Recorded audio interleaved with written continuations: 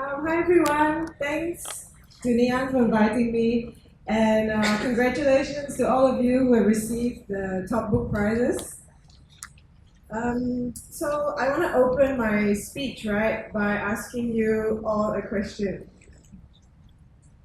Who thinks that getting lost in life is a good thing? Well, I see some hands. Why are they all older people? Yeah, okay. Very nice. So, I'm an entrepreneur, right? So I've been told as I was growing up by school and society and peers that you have got to have a plan in life. And when you go to poly, eventually you will graduate, you go to uni, you're supposed to get a good job, you get promoted. And I've always been more of yeah, I have a plan. But my plan is always to get as possibly lost in life as I can. So, as a child, I've been a difficult child and student, maybe some lecturers might tell you. I've never followed the rules, nor at any stage should I even consider doing that. And here, in Singapore, we generally grow up with people telling us that there's a hard and fast plan to happiness, that you should study hard, you should choose finances as your major, you should work in a bank, and hopefully by the time you're 40 years old, you're making 15, 20,000 a month. But whenever someone said that to me, I was more like, if I work like that, can I wear shorts to work? So that's what I'm wearing today. Um, I want you all to imagine this journey in your head as I just charted it out for you. And it all seems really magical, like there's a fairy tale wonderland out there that you're headed towards. Is it really possible that such a utopia exists? So when I left poly in school, I really wanted to find that out for myself. And I started doing the most obvious thing to do when you want to discover something. I went on my journey of adventure to search, to question, to discover, and to unearth the secrets of life that I believe was hidden somewhere. The holy grail of life. And that situation where you tell your parents that you want to do something you've never done before. So many parents here, I see. And your child tells you something like, "Hey, I want to go traveling for my grad trip." A lot of the times people will say, "Oh my God, it's so dangerous. You better be careful. You're gonna get raped. You will get robbed, and maybe your kidney stolen as well."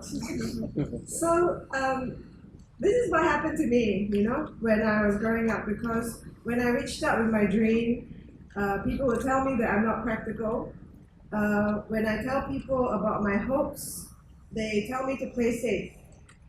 When I tell them about the joy of being alive, that I do all the things that I do, and many things are dangerous, things that I do, they tell me about the fear of death. So you better don't do this, or else fill in the blanks. You will die, you will get hurt, you will suffer, you will fail. And being a student at the time, I was really confused about what was going on around me.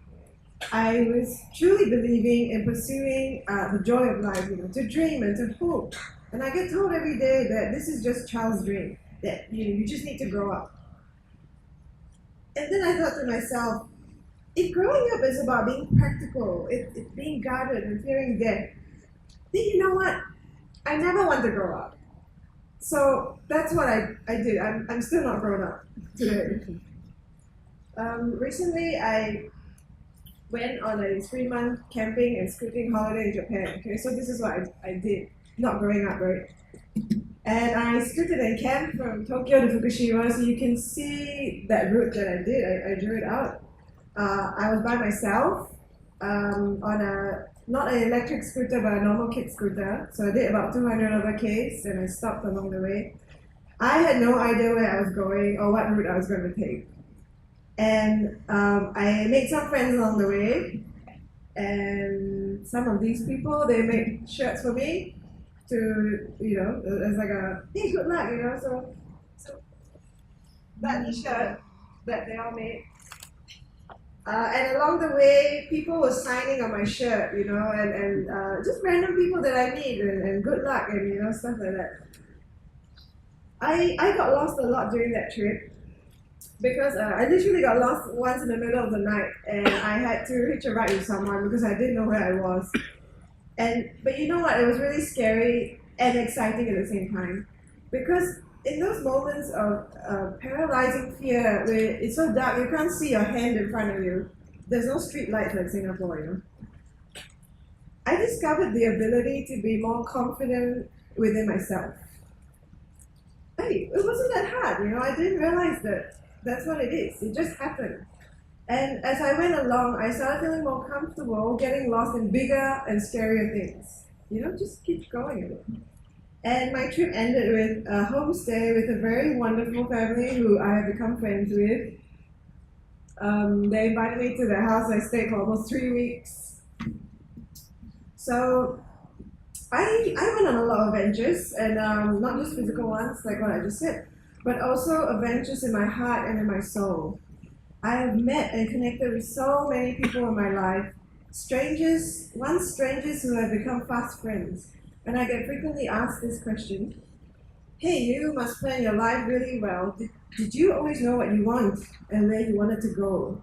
How do you do it? How do you know? And I always reply them with one thing: no, I don't plan. No, I don't know where I'm going. I'm just not afraid of getting lost. And so that's what I do every day.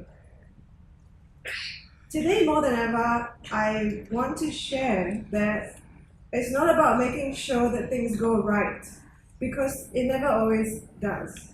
It's not about following the steps X, Y, and Z. It's not about finding ways to prevent bad things from happening. You know what it's about? To me, it's about being open to possibilities. It's the willingness to explore, even if the road in front of you is unknown and fraught with uncertainty and danger. It's about the willingness to say, I love you to someone, even though you don't know if they're going to say it back to you. And really, it's about not being afraid to try, even if you don't know whether life will work out. Because why? I want you all to visualize a coin right now. And if you hold that coin right up in your hand, you realize there's two sides to the coin. There's always two sides to anything. On one side, there's life, and then the other side, there's death. On one side, there's love, and on the other side, there's pain. On one side, there's joy, and on the other side, there's emptiness. And we get taught since we're young that we should live safely, we should save money, we should not take risks, we should be practical, we should be purposeful and systematic. And we should ignore the other side of the coin. You know, and then we grow up believing that that's really, really true. That we should pretend the other side of the coin is not important at all. That if we just follow life's plan for us, everything will work out well. I want to ask you to think very carefully, very, very carefully about what I said. Is it really true? Is the other side not important? What's the other side of what you've been taught? So I'm going to leave you with this. And I hope that every single one of you here will get hopelessly lost in life, hopelessly lost, so that you can start on your journey of discovering and finding yourself. Because when you have the courage to live life honestly and openly and vulnerably, life rewards you back multifold in joy and happiness. And every new dawn brings a new chance for a new adventure. So go live your life today. Thank you.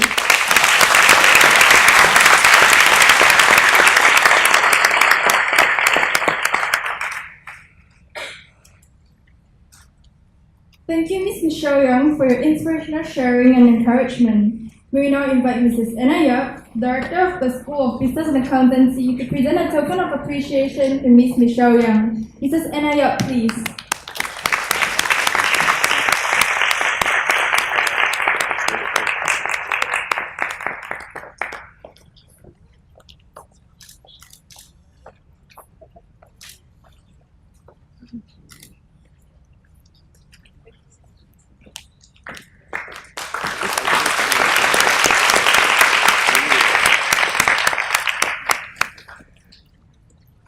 Thank you, Mrs. Anaya. We shall now proceed to present the module prizes and levels first, second, and third most outstanding performance prizes.